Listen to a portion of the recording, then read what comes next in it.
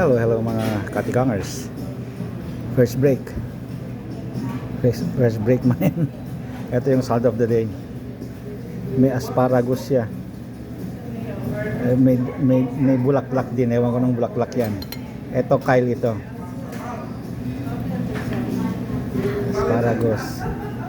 Ewan ko kung ano lasa niyan. Yung itlog ko, itlog mo, itlog natin lahat, andyan dyan. Andyan din yung dalawang hiwa lagi yan, beets at saka cucumber,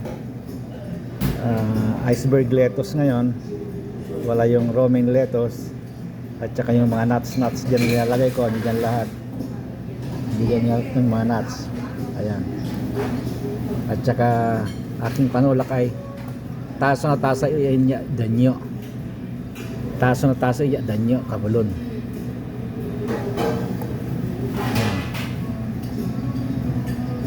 Ngayon basagan na ang itlog.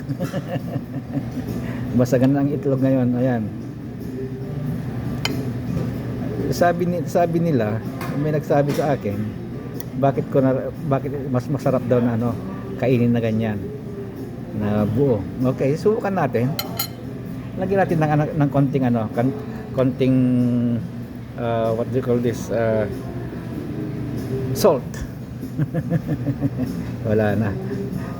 Ag panakpak ti panunot.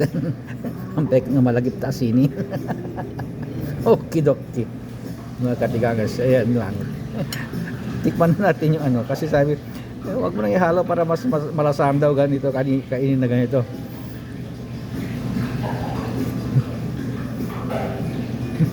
Parehas lang gano'n, itlog pa rin.